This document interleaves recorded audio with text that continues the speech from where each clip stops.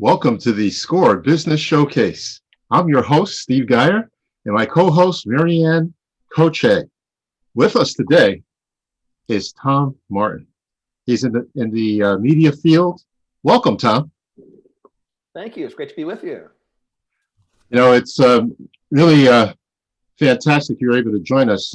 This is our third, well, actually, probably our seventh show that we've put together.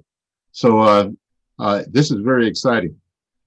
Our first question that we have, is it really possible for someone who is famous or is not famous to engage in the interests of journalists for interviews and other media coverage? Absolutely, absolutely. I have, as we were discussing earlier, I have basically a 35-year career, 20 years as a television news producer with top news organizations, and I guess the past 15 years working in the PR field with a lot of speakers and inventors and thought leaders and so on. I'll give you an example. One of my newest clients is a lady, very fascinating lady based in Missouri. She's an artist, but mainly she's a physician, and she wants to get a bigger presence, more people paying attention to her art. And I'm talking about, okay, well, I think the people we're going to target are the appropriate journalists, the people that write for art magazines, that own galleries, et cetera, et cetera. And she said, well, will they really care about me because I'm not famous? And I told her, in all those 35 years of experience that I just mentioned, the journalists are, whether I was in the role of a journalist or whether I was in the role of pitching a story to the journalist or to journalists, they're always looking for a good story. And a good story doesn't necessarily have to do with name recognition.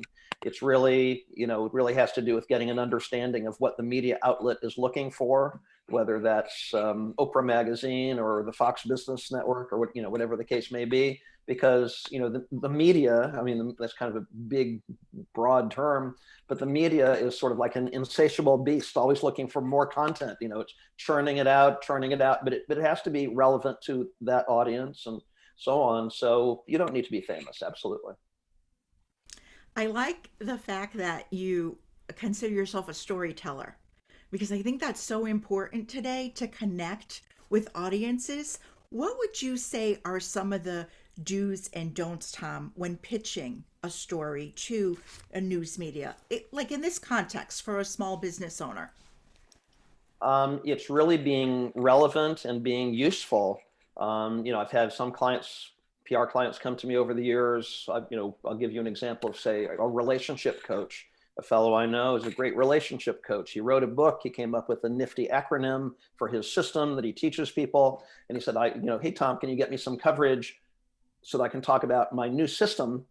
And said, okay, well, let's dig a little deeper on that. What are you going to do in a 5-minute interview segment on television or 20-minute podcast interview or whatever the case may be? And he said, well, I just want to kind of draw people to my website so they buy my book. And I don't want to give away too many secrets. And I said, well, there's your problem right there. I think you really need to enter into that relationship with the media, feeling free to give it all away, to be useful. If you're a financial planner, how have things changed, during the COVID era, and we're still, at this moment, sort of going through that. What do people need to know? Am I eligible for bailout money and so on? I often, when I speak to groups at libraries and Chamber of Commerce groups and so on, I often say that during my years with Good Morning America, our executive producer hosted a story idea meeting every afternoon to get ready for the next morning show. And the one question she said is, okay, guys, we have a 2-hour show tomorrow morning. That's 16 different segments on segments. The viewers are sitting at home asking one question: what's in it for me? They're very full. Again, when I speak to these groups, if I'm using like PowerPoint slides, I'll have a glass of water. It's not half empty, half full. It's filled to the brim. Is there room for another drop in the glass of water? That's sort of our attention span. I think, with as social media has ramped up, that's only increased our fragmented attentions. And after what we've all been going through, for the past year or so, it's even increased. So you really need to be relevant. You really need to give helpful information away. I'd mentioned to you guys off camera that I'm preparing to sell my house where I've lived for 15 years. There were certain repairs that needed to be made, like sort of typical home selling situation. So is there information that can be conveyed in a TV segment if you're a contractor? These are the things you need to know. somebody might walk away with that information. Wow, that was really useful. That was really helpful. And they might not hire that contractor, but that contractor has presented themselves as an expert, positioned themselves as a credible source of information. So the person, I mean, that's sort of what I do. You know, again, speaking to groups about PR, I'm going to give you tips and strategies and tell you how, hey guys, here's how you go do it. And then if one of the people in the room says, well, I could do it myself, or maybe Tom could do it, you know, that if you're a small business owner, that's really what you want to do. That sounds so important because I think small business owners are so focused on themselves that they might lose that piece, that really it's about focusing on your audience.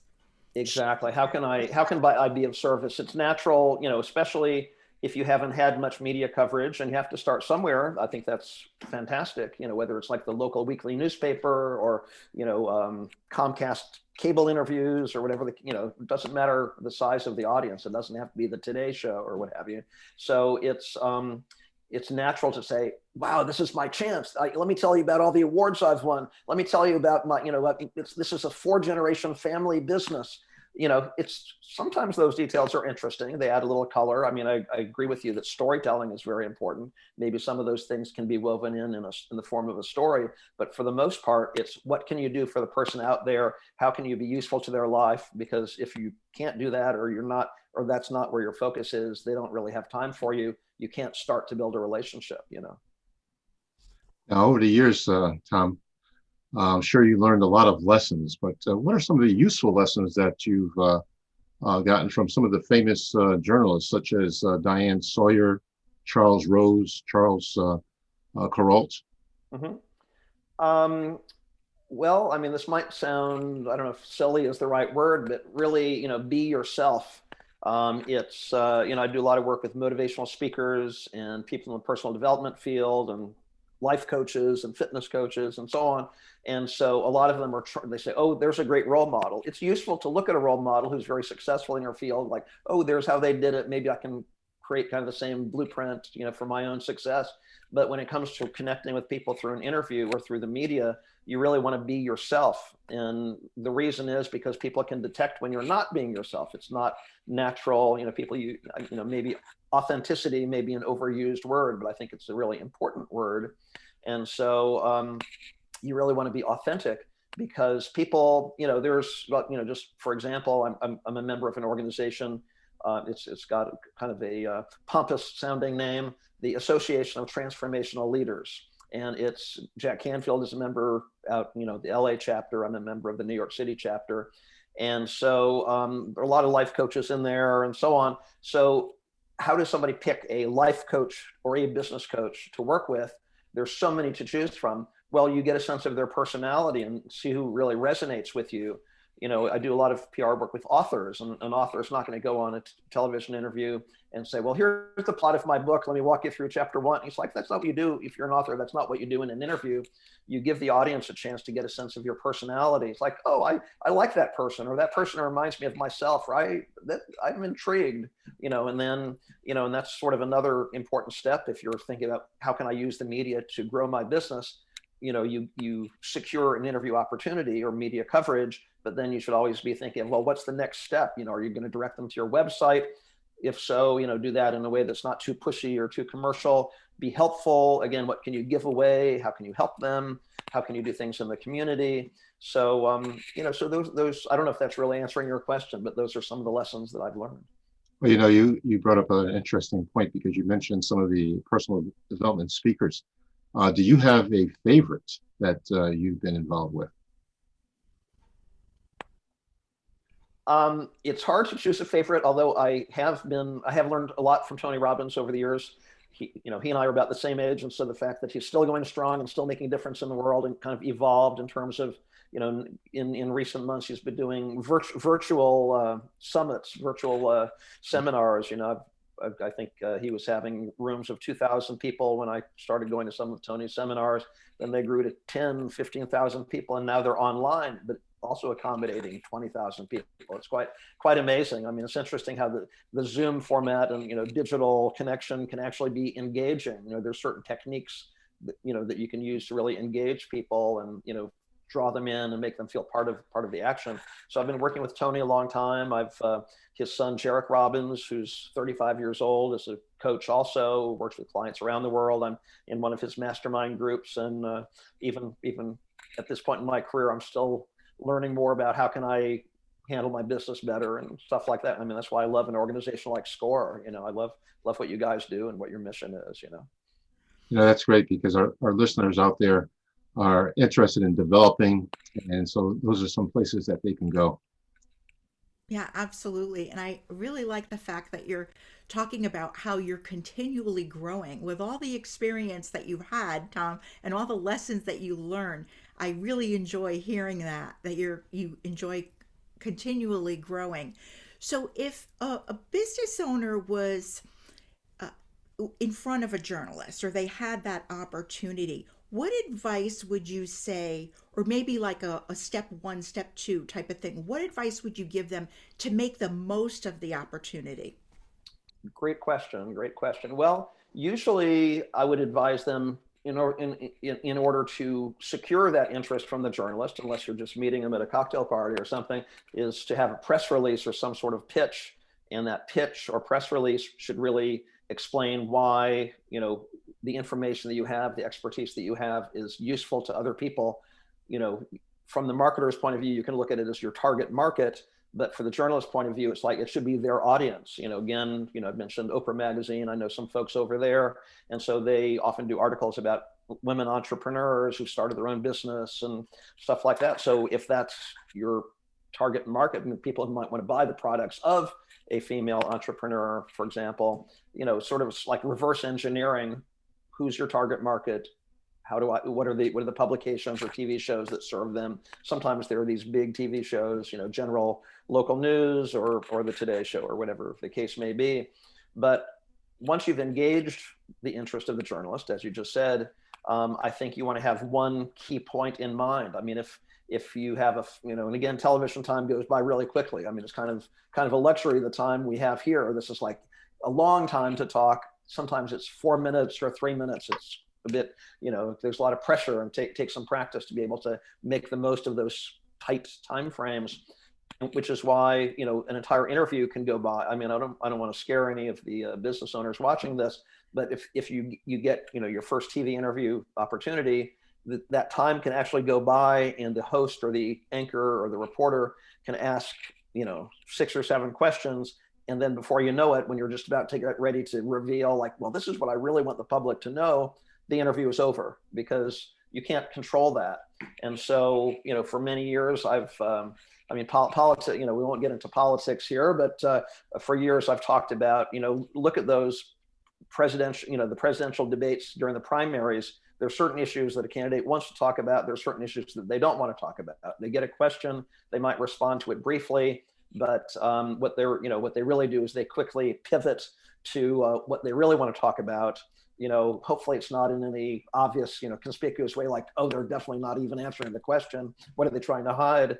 But you know, every candidate has a certain message that they really want to get across. And so if you're an author with a book, or if you're a business owner and you know, I guess, again, thinking in marketing speak, you know, your unique selling proposition, what differentiates you from the other people in your field, whether it's contracting or, you know, investing, you know, investment advice, whatever. But so what do you really want to get out there if the clock runs out and it's like, oh my God, I didn't get to talk about the thing that I really most wanted to talk about. So there are ways to, you know, do that. Just for example, I don't want to take up too much time with this, you know, one answer for you.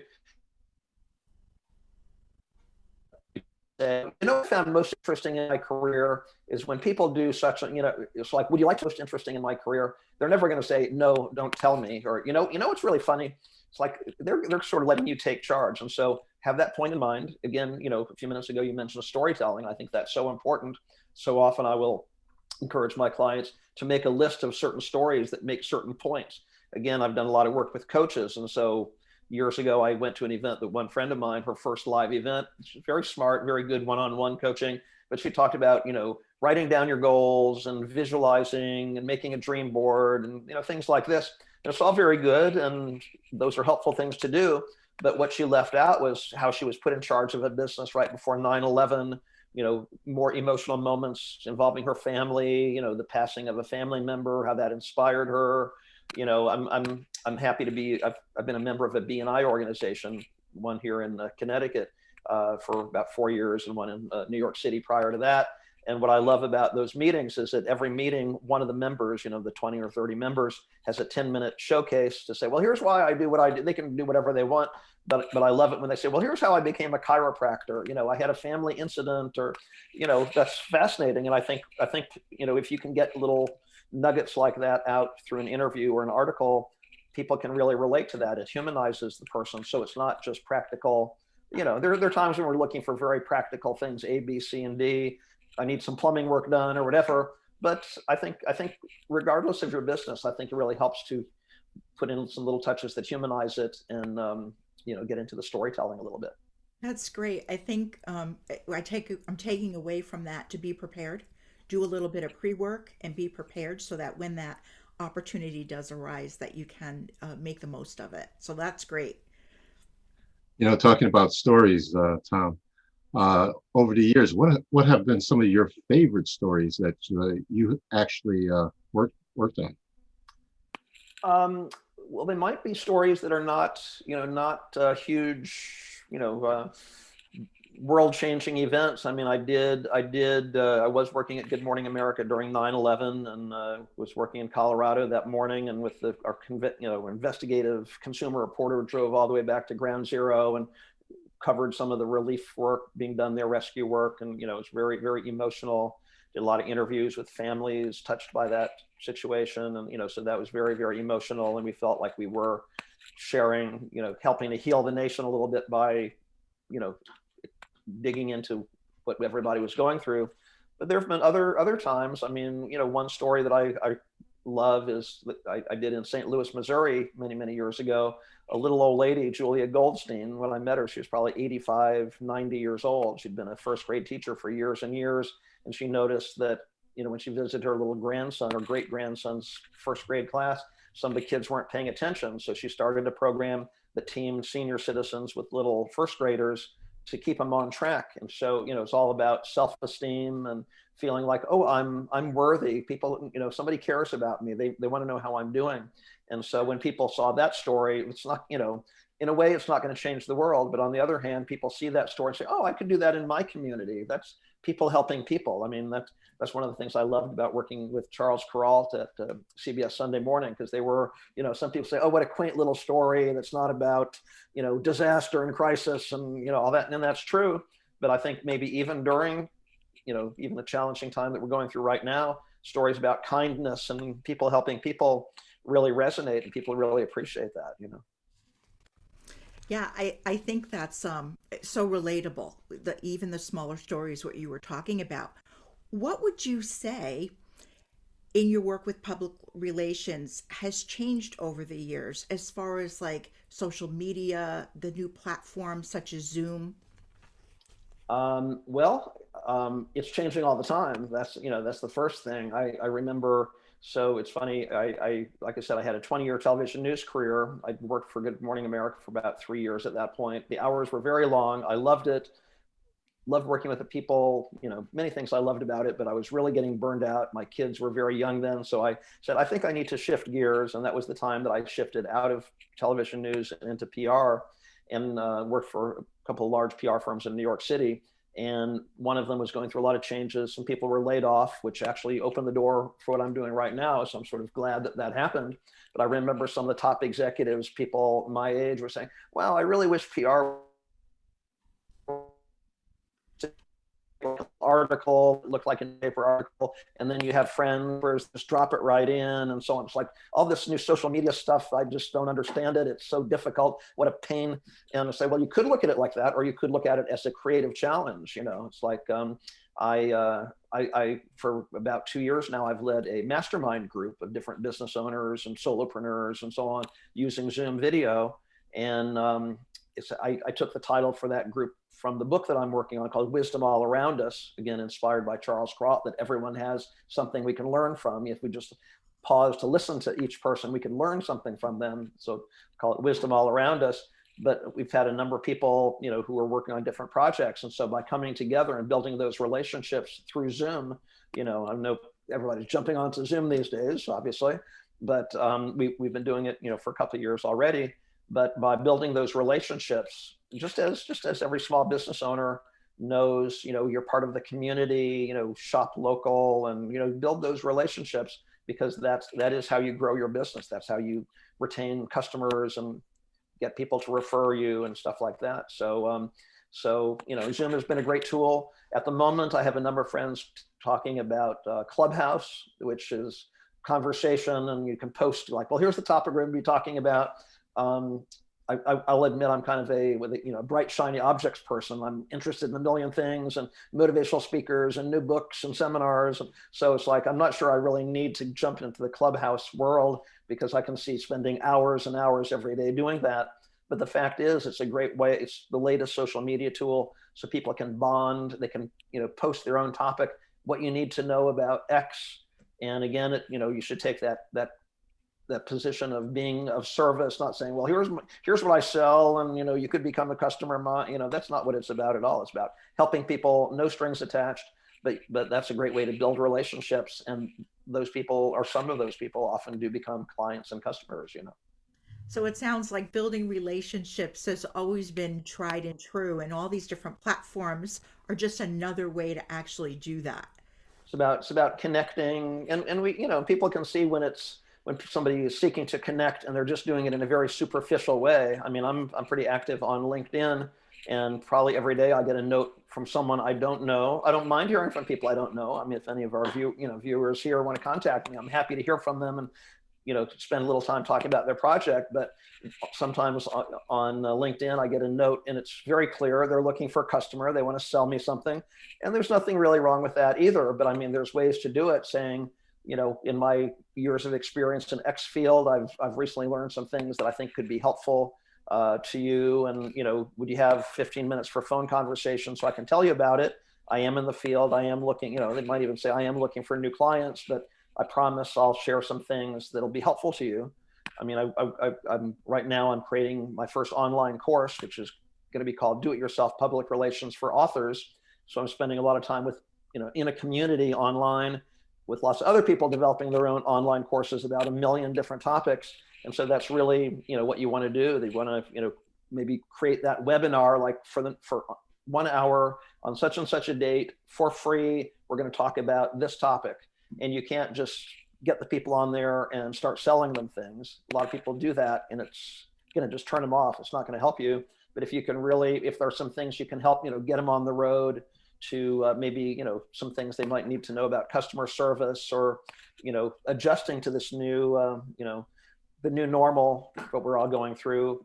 They appreciate that. And again, just like I mentioned a few minutes ago, it's like in an interview, if somebody sees, oh, that person's helping me, they're being of service, they're giving me great information, you're seen as an expert, because you are an expert. And so when they're thinking, I need to hire somebody, or I can't do this all myself, I should check that person out. That's really how it works. I mean, that's how it works for me. And I think for any business owner, that's how it works also. That's great. Interviewing you has been an adventure. And I'm sure that over the many years that you've been a television producer, you've had many adventures. What is your favorite? That is a good question. Well, I've enjoyed some of the new things that I've been doing, actually. I love, it's funny, speaking about Tony Robbins earlier, one of the concepts that Tony Robbins teaches, he's been teaching at his seminars for years. He says it's the 6 human needs. And I don't where it came from originally, or maybe it's on brainstorm, but he said people put one thing at the top of the list. They might want to be significant, but maybe they don't want to be too significant. They like the connection. I really like connection. They will put maybe certainty and security, especially during these challenging times, or they might put variety. And then to sort of round it all out, there's growth and contribution. And, I discovered years ago, my number one is variety. So in my PR projects, and again, at different business groups, BNI and what have you, they say, you really need to pick a niche or a niche and focus on that, because that's really the way you grow your business. I say, I understand the logic of that, but I love doing a million different things. And so I'm working on a project now relating to cryptocurrency and blockchain, using it to support medical innovation projects, medical research projects that the big pharmaceutical companies are not supporting because they don't see them as that profitable. So with that group, I'm learning, I'd never invested in Bitcoin, and it's still a little mysterious to me, but I'm intrigued, and it's something new on the horizon. So it's like, it's like those PR executives I've mentioned earlier. I don't want to say, well, this is the way I always used to do it, and I'm just going to stop here. I don't really want to stop here. There's always something new coming along. So, that project has brought me to, Monaco for one example. And so they were part of a social influencers awards ceremony. And so got to see what people are doing. There's especially, I'll say the younger generation in fields like travel and fitness and beauty and fashion and so on, getting those many followers on Instagram. And I think there's a fine line. People doing that need to make sure they're not too pushy and obnoxious and commercial. If you're really like letting people be part of the club, it's great. And the advertisers say, wow, you've got a huge audience. I want to, get it, tap that huge audience that you have. So there's a lot of new things going on. And it's hard for me to pick a favorite. I mean, in my TV news days, I did some projects with Muhammad Ali and Paul McCartney and Steven Spielberg. Those were all fun. Not so much just because like, oh my gosh, those are huge names, but because I really got to know the person a little bit, and we had a nice time together. There's some celebrities who like were, really difficult and not a joy to work with. And it's like, well, you get no promises, but it's nice when you can meet somebody. And in fact, I mean, maybe people have kind of forgotten who Charles Perrault was at this point. He passed away 20 years ago, but during the Walter Cronkite era and a little bit of the Dan Rather era, he was pretty well known for traveling the backwoods with, the roads all over America in his mobile home, looking for real people, not celebrities or so on. So I sort of grew up watching his stories way back when on the Walter Cronkite Evening News. So to some extent, he was a celebrity. So it's nice to get to know somebody like that as a regular human being. And it was kind of fun. I hear your passion as you reminisce and you talk about, the things that you've done. What about like some of the projects now? You mentioned one, but what are the projects now that you're working on that really excite you? Well, I would say, I mean, whenever a client trusts me with their life's work, I take that very seriously. I'd mentioned my new client, Dr. Susie Smith. She's a immigrant to the U.S. from South Korea, came as a teenager, did not speak any English.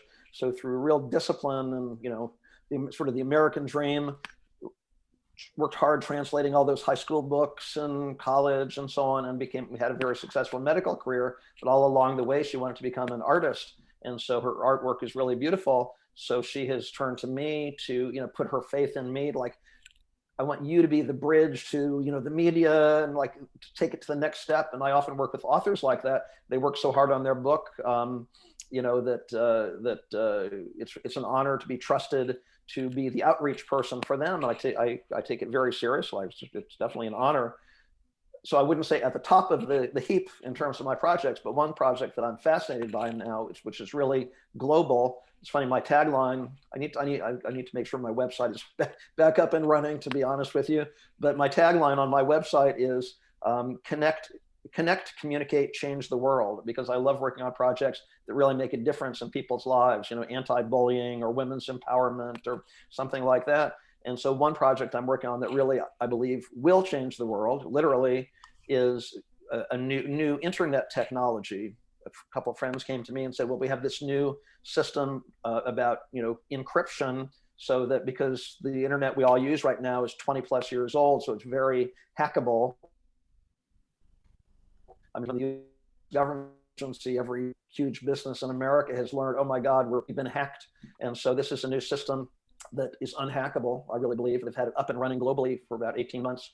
And so it has potential for hospitals, and people are creating smart cities, and a lot of homes have all those smart appliances. And unless we upgrade the way we handle the internet, it's even more vulnerability with stuff like that. So because I'm a connector, it's funny, Malcolm Gladwell years ago wrote a book called The Tipping Point, and he said there are three kinds of people. There's mavens, if you need a good, what's a good new restaurant I should go to? You go to the restaurant Maven. They know all about the restaurants in your area. Or there's a salesperson, and there's nothing wrong with being a salesperson. I mean, we're all salespeople, to some degree. If we really believe in what we have to offer, we should be salespeople, just in the right way. And then there's the connectors, and certainly a big part of PR is being a connector, and that's really about being useful. It's not forcing people together like, oh, I don't want to meet that person. It's like, it's the definition of synergy and the win-win situation. So.